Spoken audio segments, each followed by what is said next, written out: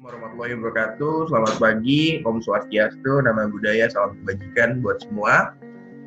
Pagi ini kita kedatangan alumni yang menurut saya agak legendaris nih, senior angkatan 2008 ya Bang? 2009. 2009. Salah satu legend di Ormawa juga. Pernah di ospek sama Bang Dewa juga. Nih tertarik banget buat ngebahas profil alumni dari Bang Dewa. Boleh dikenalin dulu dong, perkenalan dong. Oke. Selamat pagi semua. Selamat pagi rekan-rekan semua. Nama gue Dewa. Kalau panjang soalnya panjang banget. Oke lah, nama panjang gue Idewa Made Agung Kertanugraha, tapi biasa dipanggil Dewa. Gue angkatan 2009. Manajemen, konsentrasi gue marketing. Marketing? Iya, marketing bos. Marketing luar biasa. Sama kita Bang. Oke, siap. Mantap. Oke, Bang Dewa dari namanya aja udah kental banget khas Bali ya Bang ya? Iya. Udah dari Bali banget nih Bang. Itu boleh cerita gak sih Bang, dulu tuh emang beneran asal dari Bali atau udah lama di Jakarta atau gimana sih Bang? Gua dibilang orang balik KTP bos. Balik KTP. Berarti udah lama di Jakarta ya Bang ya? Iya, gue lahir besar di Jakarta gue. Oke. Gitu. Cuman ya kebalik karena ya tetap lah nggak bisa lepas dari adat istiadat. Jadi gue kayak setahun tuh bisa 3-4 kali gue pulang. Gitu. Jadi sekolah gue tuh setiap sekolah yang gue pernah sekolahin tuh guru-guru gue tuh dapat izin mulu. Gue pergi pulang kampung, ikut upacara ini, ikut upacara itu. Gitu. Punya privilege gue, walaupun gue minoritas ya tinggal di Jakarta, tetap gue pulang. Luar biasa. Berarti setiap ada acara dan lain-lain pasti pulang ya Bang ya? Gue pulang, apalagi ya begitu beranjak dewasa nih. Kebetulan gue anak laki satu-satunya. Bokap kan udah rantau dari dia lulus SMP, bokap udah rantau. Jadi begitu gue udah beranjak dewasa tuh upacara-upacara di kampung, acara-acara ada tuh yang wakilin tuh gue, yang wakilin bokap. Gitu. Dan itu udah makin sering pulang gue. Kayak begitu jangan sekolah, kantor pun gitu bos. Kantor dimanapun ke tempat gue kerja ya, itu sering banget kayak baru berapa bulan kerja belum dapat jatah cuti, gue udah ambil cuti gue mau pulang kampung. Luar biasa. Sampai kerjaan pun udah bisa gitu ya Bang ya? Iya, nggak bisa lepas bos. Jakarta berarti ya, domisili Jakarta. Iya. Nah, menarik nih Bang. IBS tuh kan berdiri tahun 2004 ya. Pas lo masuk IBS berarti IBS baru 5 tahun berdiri dong. 4 tahunan lah ya, 4 tahunan. Terus Bang Dewa tahu IBS. Pertama kali masuk IBS tuh ceritanya gimana tuh Bang? Sampai milih di IBS tuh gimana? Pasti kan namanya anak-anak SMA kayak zaman gue dulu kan pasti kepikiran PTN dulu lah, swasta nanti lah gitu. Terus kira-kira apa sih yang mempengaruhi Bang Dewa sampai kira-kira gue pengen masuk ke swasta juga, gue pengen punya cadangan, terus akhirnya gue milih IBS tuh kenapa gitu? Jadi kalau gue boleh cerita nih, ada preliminary story-nya nih. Jadi boleh seru nih. Gue tuh ada teman SMA sampai sekarang teman main lah. Ya sekitar berlima sampai berdelapan lah. Nah teman-teman ini nih dari semua yang masuk swasta tuh cuman 2. Oke. Satu gua, satu lagi teman gua di Perbanas. Oke. Nah, kalau gue tahu IBS dari mana, sebenarnya ya, again, that was not my first option at that moment ya. Oke. Ini menarik nih. Out of nowhere even ya. My first option actually was UGM waktu itu. Oke. Waktu itu gue cuma pilih, gue ikut perguruan ikut ujian PTN gitu cuman sekali, yang gue ambil itu UGM. Semuanya UGM. Jadi waktu itu gue ambil ilmu ekonomi, manajemen, sama satu lagi HI kalau gue nggak salah. Oke. Nah itu nggak keterima bos, gue nangis itu. Nah, banyak juga gue dengar juga banyak juga yang akhirnya sampai ada junior kita juga cerita gitu, dia sampai ikut kuliah di 2 tempat juga bang, ceritanya mirip lo gitu, cuman dia salah satu kampus di Jakarta yang memang terkenal di PTN gitu. Dia nangis lagi, tapi pada akhirnya dia punya statement kayak gini, sekarang gue sadar kak, ini tempat terbaik gue karena ternyata sekarang dia deket sama dosen favorit lo. Nah kira-kira yang pengen gue gali dari lo di sini tuh apa yang bikin lo tuh sampai sekarang tuh masih inget terus sama IBS dan sampai akhirnya tuh oke, ini kampus gue, emang gue harus besar di sini, dan kenapa gitu bang? Oke. Nah long short story, IBS tuh datang tuh, gue nggak tahu even dari mana, terus ya udahlah gue masuk sana dan itu PTS yang gue daftar cuma IBS doang. Oke. Ya gue terus juga waktu itu secara moneter gue masuk,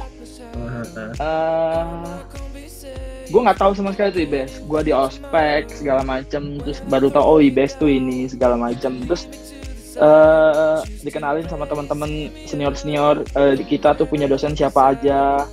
Gue itu ngerasa bener-bener fit in di IBS tuh awal-awal semester 2 semester 3. Semester 3 baru fit in ya? Iya, semester 2, semester 3 tuh gue baru ngerasa fit in. Soalnya gue semester 1, semester 2 cuman bener-bener kupu-kupu gue. Kuliah, pulang. Oke. Kenapa? Karena gue pengen semester 3, semester 4, semester 5 gue tuh gue isi sama organisasi kampus. Oh iya, mantap. Gitu. Nah, semester 1, semester 2 jadi gue cuman fokus gue ngegedein IPK gue. Nanti once gue nyemplung ke IBS, ke organisasi kampus, walaupun IPK gue drop, walaupun IP gue drop, secara akumulatif IPK gue masih stable gitu loh. Ada yang nolong lah buat di situ gue baru ngerasa, di situ gue ketemu ya dosen-dosen yang secara keilmuan, baik secara praktis, profesional, itu yang gue wonder waktu itu kayak, paling lu ngajar di sini gitu loh. Lo punya background, lu orang World Bank, lu orang UNDP, lu orang BI, lu mantan deputy-nya untuk IMF di Asia Pasifik segala macam kayak, wah, lu direktur BDN dulu, terus direktur Mandiri, kayak ngapain gitu loh, kayak ini teman-teman di PTN lain atau teman-teman di PTS lain ngalamin apa yang gue alamin gak sih gitu. Kayak ini sebenarnya kampus apa sih? Ini kampus baru loh. Kok kayak gini gitu. Nah, beberapa even dosen-dosen tersebut dosen tetap di IBS gitu loh. Nah, di situ gue ngerasa kayak IBS ini blessing sebenarnya. Jadi lu bukan cuman kuliah diajarin sama akademisi, lu diajarin secara praktis itu bagaimana gitu. Ini so simple gitu. Ada almarhum Pak Atman ya, salah satu pendiri atau penggagas Bank Syariah di Indonesia pertama kali. Beliau yang ikut studi pertama kali ke Timur Tengah waktu itu. Iya, ingat. Dan hal-hal kayak gitu yang apa sih syarat-syarat minjem uang ke perbankan? Satu, lu punya 5C, kolateralnya ada, capability-nya ada, kapasitasnya ada, condition ekonomi segala macam. Dia tuh bisa ngejelasin kayak ini nih theoretically speaking gitu loh. Padahal nanti di luarnya ya ada lagi yang lain. Nah, ya hal-hal yang kayak gitu kan yang kita butuh gitu loh. Jadi kita tahu ilmu perbankan atau tahu ilmu ekonomi itu nggak cuman di sebatas teori buku aja gitu loh. Anak-anak kita tuh anak-anak IBS tuh tahu yang di luar teori tuh kayak gini, teorinya tuh kayak gini. Nanti once kita kecemplung di dalam ya, kita bisa bijak ngambil yang mana sih yang paling win-win solution nih gitu loh. Itu sih. Dan secara bonding sama kampus, gue udah kalau nyambung pertanyaan yang tadi ya, kenapa sih sampai sekarang tuh masih ini banget sama kampus? Itu yang ngebentuk gue sekarang gitu. Mantap. Gue dosen-dosennya, teman-temannya, networknya, itu yang ngebentuk gue sekarang jadi kayak gini ya kampus gue. gue nggak tahu kalau gue nggak di IBS gue udah posisi gue sekarang, gue kerja sekarang, mimpi-mimpi gue tuh bisa kecapai atau enggak. Dan menurut gue ada alasannya kenapa gue di IBS sih. You cannot connect the dot forward, bro. You can only connect the dot backward. Jadi lu taunya tuh nanti gitu loh. Betul. Nah, ini menarik nih Bang, lanjutan juga. Dari yang Bang Dewa bilang, IBS tuh blessing. Pertama kali gue masuk ke IBS pun, gue juga alumni kebetulan sama ya Bang Dewa. Cuman bedanya gue di kampus aktif, Bang Dewa kemana-mana. Nanti kita cerita Bang Dewa tuh sekarang kerjanya apa, di mana, dan udah kemana aja. Terutama soal pendidikan gue tertarik banget karena dulu sempat pernah ngajar di Asdos juga ya Bang ya? Iya. Pernah jadi Asdos juga. Kenapa gue bilang gue setuju banget sama statement yang dibilang IBS itu blessing, karena gue ngerasa senior gue pas masuk, Asdos gue pas masuk itu luar biasa pinter gitu. Gue ngerasa kayak gila ya nih, pas gue masuk pertama juga kampus swasta tapi itu beda gitu, atmosfernya tuh beda gitu. Kita emang beneran di sini belajar. Pertama ini kampusnya kampus kecil, setuju ya Bang, nggak kayak beda banget sama kampus lain gitu. Emang beneran kampus buat belajar, dinamikanya mengedorong kita buat baik gitu ya. Udah gitu gue setuju juga sama dosen-dosennya dan lain-lain. Nah, terkait yang Bang Dewa bilang tadi, lingkungan dan lain-lain sampai mempengaruhi, itu juga alasan gue sampai sekarang kenapa gue masih di kampus. Walaupun memang banyak juga yang bilang, udahlah, lu juga harus kejar cita-cita lo harus idealis dan lain-lain. Tapi lingkungan tuh luar biasa, mendukung kita buat jadi lebih baik. Nah, tadi Bang Dewa sempat bilang nih, kalau gak di IBS, gue juga nggak tahu sekarang cita-cita gue jadi apa. Nah, terkait sama itu Bang, di dunia pendidikan, kemarin kan sempat nih Bang, dapat LPDP 2 kali ya kan. S2 di Perancis 2 kali ya Bang. Itu gimana sih ceritanya tuh? Pertama kali terdorong pengen dapat LPDP sama ngelanjutin pendidikan tuh gimana ceritanya Bang? Ngomong-ngomong gue LPDP cuma sekali nih. LPDP sekali ya? Ya, LPDP sekali. Jadi kalau kenapa pengen gue ngelanjutin pendidikan, karena emang jadi keluarga gue nih keluarga nggak punya. Bokap gue bukan dari orang berada yang bisa nyekolahin orang tua gue bisa nyekolahin anaknya sampai setinggi mungkin dan dimanapun mereka mau, itu enggak. Jadi keluarga gue kayak bokap nyokap gue juga bukan orang sekolahan. Nah di situ gue ngerasa kayak gue selain emang gue kepengen sekolah, gue pengen balas dendam aja. Balas dendam orang tua yang mereka nggak bisa itu gitu, dan gue mau balasin dendamnya. Itu sih. Dan kalau mau sekolah, jadi gue punya plan gue sampai hidup gue ya sampai 2045 sampai 2050 tuh gue mau ngapain aja tuh udah step by step udah gue siapin. Kalau ada deviasi ya udahlah, nggak apa-apa lah, wajar ada planning ada deviasinya tuh. Cuman menurut gue tuh itu penting. Jadi setiap kali lu ngelangkah, lu tuh tahu langkah lu ini mau menuju ke goal lu atau enggak. Kalau gue ambil langkah ini, apa benefitnya, apa cost-nya? Menurut gue itu penting. Kenapa orang tuh atau apalagi laki ya, menurut gue ya, lu tuh mesti dulu kan ngelit nih ya, walaupun sekarang banyak lah perempuan juga yang itu lebih hebat lagi menurut gue. Kalau perempuan sekarang tuh udah unstoppable lah, bukan unspeakable lagi menurut gue. Nah lu tuh mesti tahu nih lu mau bawa hidup lu tuh kemana. Jadi nggak cuma ya udah ngikutin aja, nanti lihat aja kemana. Nah itu bukan gue. Gue tuh udah nyiapin 2011 gue mau ngapain, 2012 gue mau ngapain, dan cita-cita gue mau sekolah ke Perancis itu dari SMA. Wow. Cuman gue nggak tahu kayak gimana caranya, lewat mana, itu gue masih nggak tahu. Nah pas gue kuliah baru mulai ada secerca harapan nih. Oh ada ya beasiswa ini, beasiswa itu. Gue nggak tahu LPDP waktu itu. Gue cuma tahu Evo Scholarship. Terus gue tahu ada tempat les bahasa Perancis di Wijaya waktu itu. Gue les di pusat kebudayaan Perancis. Gue les di situ, ketemu orang, ketemu temen, gimana mereka juga punya tujuan yang sama. Nah dari situ network gue juga kebangun. Gue les, oh caranya gini segala macam, ketemu oh enggak loh, nggak cuma ada level scholarship, ada LPDP segala macam. Nah kalau gue nggak les, kalau gue nggak ketemu orang segala macam itu gue nggak tahu gitu loh. Gue cari sendiri infonya sampai oh ada loh, jadi gue kumpulin option buat sekolah ke Perancis tuh beasiswanya apa aja.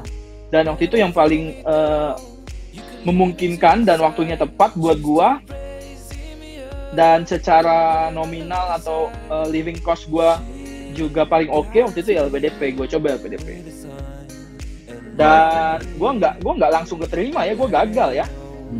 Pertama gagal. Gue punya cerita menarik ini nih. Menarik nih bang. Waktu pas LPDP gue posisinya gue udah keterima di kampus S2 gue. Wow.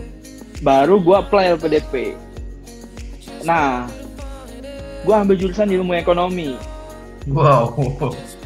Berat. S2 gue, S1 gue manajemen, kita marketing bro. Yoi, berat banget. Ketemu ilmu ekonomi, yang S1 anak ilmu ekonomi aja begitu ketemu S2 ilmu ekonomi yang masih ngejret kan? Berat banget. Cuman gue kayak, masa gue nggak kesampean sih, gue mau ambil ilmu ekonomi dulu, nggak kesampean, ya gue mau ambil. Iya. Itu gue pas diwawancara itu gue bener-bener diremehin waktu itu gue. Diremehin dari sisi, diremehin dari sisi background gue. Okay. Gue S1 gue di mana?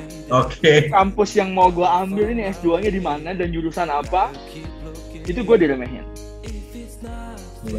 Kamu tadi jelasin ke saya kamu kuliah di S1 di Indonesia. Apa tuh?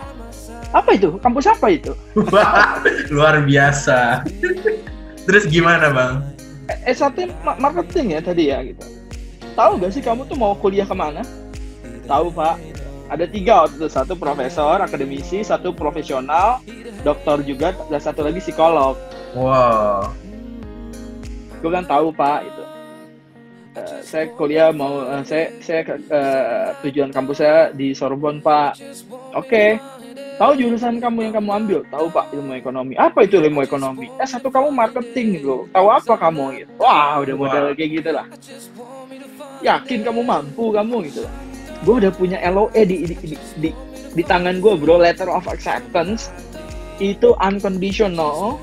Itu dari kampus, jadi udah nggak ada persyaratan apa-apa lagi. Gue udah full keterima, udah tinggal sekolah. Tapi masih diremehin ya? Masih diremehin. Luar biasa. Itu gue udah, sampai gue kasih nih, itu surat. Ini loh pak, saya sudah keterima di kampusnya. Secara akademik, udah proven. Gitu loh. Tapi tetap masih. Itu gue emosi di situ. Itu gue the way I answered the question from the interviewer itu udah ngaco lah gitu. Kayak ini teman-teman yang dari PTN ngetop, dari PTS ngetop tuh ngerasain apa yang gue rasain gak sih? Kok gue dimasalahin, gue kuliah di mana dulu, kampus nggak terkenal apa segala macem. Cuman ya itu nggak hal kayak gitu nggak bikin gue berhenti gitu loh. Right after pengumuman gue ditolak, hari itu juga gue submit lagi langsung. Wow. Jadi nggak nunggu, pengumuman gue ditolak, batch kedua buka tuh langsung gue submit. Nggak ada tuh gue nunggu. Dan nggak ada yang gue rubah kok aplikasi gue, saya tetap semua sama.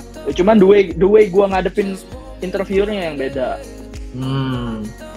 Cara gue ngejawab segala macam itu gue atur sedemikian rupa kayak. Ya hal-hal kayak gitu yang kayaknya hampir semua lah dialamin sama alumni IBS kayak, apaan tuh? Kampus apa tuh? Cuman ya gue nggak mau kalah gitu. Lu mau dari kampus mana ya ayo sini, kan nggak peduli lu dari kampus mana kan, yang penting kan kualitas diri lu. Benar, mantep. Ini pesannya ya, luar biasa. Iya itu ini banget sih kayak, lu mau dari mana juga. Ada pepatah yang bilang, emas dicemplungin ke lumpur juga tetap emas, berlian dicemplungin ke lumpur juga tetap berlian gitu. Dan institusi pendidikan tuh gini bro, ini analoginya nih. Ini ada kotak ya. Ini ada bangunan lah. Ini ada orang nih datang nih, murid nih dari nggak tahu apa-apa nih, masuk kotak ini, digembleng di sini, keluar jadi orang kan. Itu menurut gue institusi pendidikan. Itu layaknya institusi pendidikan. murid ini nggak tahu apa-apa, bodoh apa segala macam, mau masuk ke kotak ini gampang. Yes. Gampang mau masuk ke kotak ini. Yang susah keluarnya. Emang harus gitu ya berarti ya Bang. Tapi ada yang menarik satu hal tadi yang gue tangkap ya Bang ya. Tentang istilah emas, kalau mau dicemplungin ke lumpur tuh tetap emas. Artinya kalau misalnya pun kita kuliah atau sekolah dimanapun, berarti tergantung kita. Dan analogi satu lagi adalah begitu nyemplung ke satu kotak atau masuk ke satu kotak, gimana cara institusi itu mampu mengolah si anak itu buat jadi sesuatu kan gitu ya Bang. Dan itu yang tadi Bang Leo bilang, betul. Masuknya gampang, lulusnya di IBS susah. Berarti ada hal-hal yang memang nggak bisa dilupain kan Bang dari IBS kan.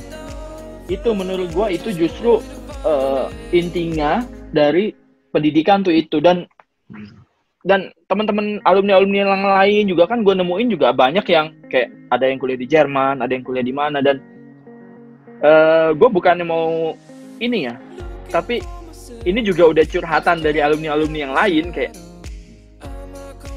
ada yang kuliah di Jerman master harusnya 2 tahun 3 tahun, ada yang kayak apa masuknya gampang keluarnya yang susah. Ke kuliah S2 di luar tuh buat keterima itu nggak sulit-sulit amat. Itu gue nggak tahu ya kalau di Amerika, di Inggris, cuman kayak di Perancis, di Jerman itu tes deh masuk nggak susah-susah amat, keluarnya lu yang setengah mati lu. Keluar yang setengah mati ya. Kenapa? Karena lu lagi dibentuk di situ. Dia mau memastikan begitu lu keluar dari institusi ini lu jadi orang. Oke. Lu masuk sini tuh gampang. Keluar yang susah karena kita digembleng, kita dibentuk secara mental, secara disiplin, secara logik, keilmuan, kebijaksanaan, itu semua dibentuk. Itu baru pendidikan, itu baru yang wow gitu. Tapi kalau ini institusi pendidikan hebat Bang. Mau masuk sini yang bisa cuman orang pinter. Cuman orang yang punya duit, pinter, punya kekuasaan. Masuk. Kalau keluar dia jadi orang pintar, punya kekuasaan dan punya power, yang gak heran. Biasa. Gitu gue teringat aja statementnya Prof. Renat Kasali kemarin pas dia wawancara sama Deddy Corbuzier gitu ya. Dia bilang semakin bagusnya kampus, itu yang bisa ngajar dosennya paling 1-2%. Dan dia bilang juga inputnya bagus, keluarnya juga bagus. Dan itu nggak ada proses yang menarik di dalamnya. Setuju sama kalimat Bang Dewa tadi gitu. Gitu, benar-benar. Jadi memang luar biasa sih. Gimana kita di dalam digembleng buat memastikan di luar kita udah jadi. Nah, terkait sama output nih Bang Dewa S1 IBS dapat pengalaman yang tadi Bang Dewa ceritain, saingan buat DLPDP sama kampus-kampus bergengsi, apalagi PTN-PTN yang memang diperebutkan ratusan ribu orang pada saat seleksi gitu ya. Kita berbeda, kita masuk di kampus kecil yang Bang Dewa bilang nggak terkenal, tapi ternyata buat diterima di perguruan tinggi luar negeri, saingannya nggak susah-susah banget. Semua bisa kalau kita mau gitu ya, melalui proses dan lain-lain. Nah sekarang outputnya, udah kerja di mana sih Bang?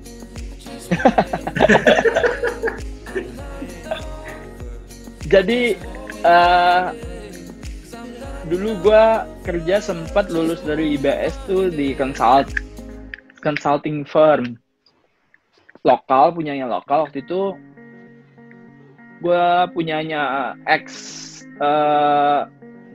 direksinya Astra International. Wow, oke. Dia bikin consulting, beliau bikin consulting, terus berapa orang itu nggak banyak tuh, gue join di situ. Nah di situ itu gue udah mulai kayak mikirin ini gimana caranya kerjaan gue itu bisa ngebantu gue atau ngasih gue leverage buat gue bisa sekolah dan gue bisa S2. Wow. Nah itu makanya gue pikir tadi lu penting punya plan itu, karena ya itu gue ambil tindakan ini, gue ambil keputusan ini arahnya kemana ya, gue bisa bawa diri gue kemana ya. Waktu itu setelah 6 bulanan, 5 bulan tuh gue ngerasa kayaknya nih kalau gue terus-terusan di sini CV gue itu nggak colorful atau bisa bikin gue untuk terima beasiswa. Oke.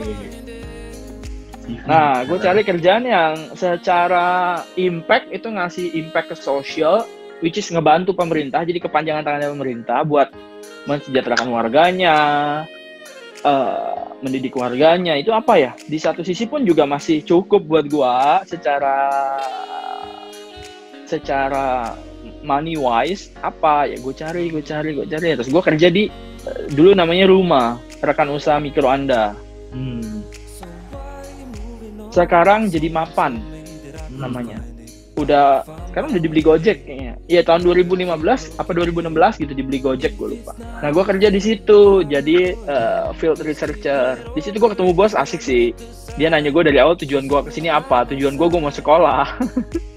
Gue nggak follow leadernya.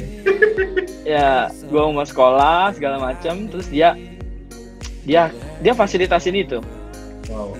Nah, beberapa di situ gue ketemu, ya lumayan lah, ketemu teman-teman yang akhirnya dari sana dia ada yang lanjut sekolah juga, teman-teman gue ada yang kerja di consulting, konsultan besar, ada yang McKinsey, ada yang BCG, ada yang kemana-mana lah gitu. Nah, network kayak gitu masih gue pupukin terus.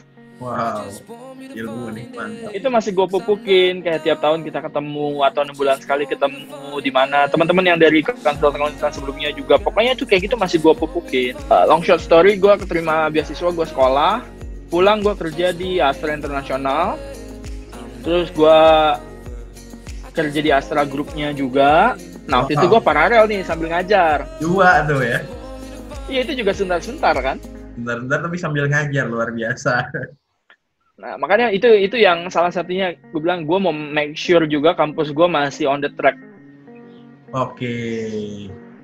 Itu makanya, dan gue mau make sure juga kalau yang paling penting tuh mental gitu loh. Teman-teman yang kuliah di IBS tuh nggak cuma jadi ini IBS tempat dia terbuang, ayo udahlah ini aja gitu, yang lain gak ada yang keterima. Dan gue mau make sure juga jangan lu kira tempat lu nggak keterima di mana-mana terus hidup lu di IBS bisa gampang. Gue bakal persulit hidup lu di IBS untuk memupuk proses tadi ya.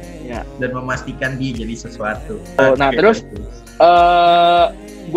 gue pindah ke development program. Jadi gue kerja di consulting pernah, di startup gue pernah, korporasi juga. Like, who doesn't know Astra International and Astra Group, right? Gitu. Yeah. Itu gede banget. Mantap. Terus gue pindah ke development program. Oke. Namanya Prisma. Jadi tuh kerja di jadi pemerintah Australia nih punya project buat ngebantu Indonesia. Project ini diturunkan dari Department of Foreign Trade-nya Australia. Foreign aid bentuk intinya, tapi jadi program namanya Prisma, bergerak di bidang agriculture untuk Indonesia Timur. Jadi dia gimana sih memajukan pertanian, memajukan kesejahteraan petani di Indonesia Timur, intinya gitu.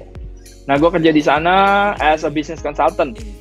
Wow. Base gue waktu itu di Surabaya, makanya gue kayak stop buat ngajar di IBS karena nggak mungkin kan. Terus gue fun banget di sana, muter-muter daerah, lihat petani, bantu petani segala macem. Nah, nggak lama nih ada tawaran menarik. Oke. Gitu, ada tawaran menarik. Jadi pemerintah Indonesia lagi bikin atau mewujudkan ketahanan pangan nasional. Ketahanan pangan nasional ini yang inisiasi Pak Menhan langsung ke Presiden.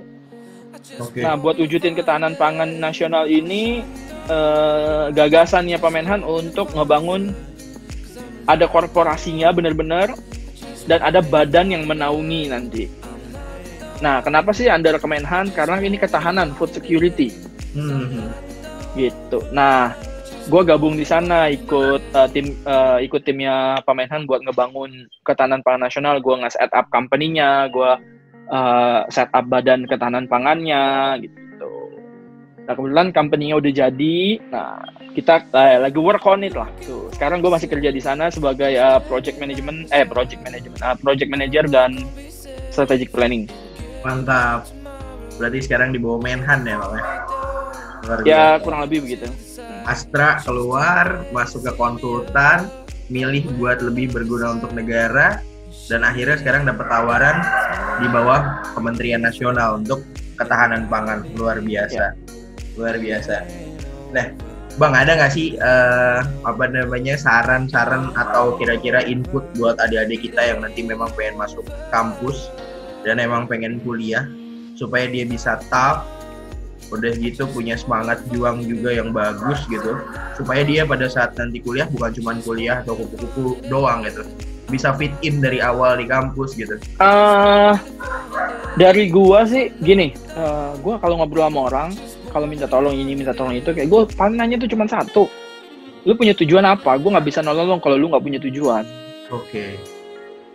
Satu, lu punya tujuan hidup. Kalau lu udah punya tujuan hidup, yang nolongin juga enak. Gitu loh.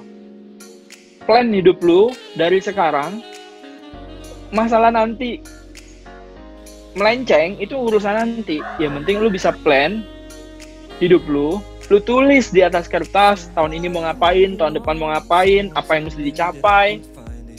Itu paling penting itu menurut gua. Goal.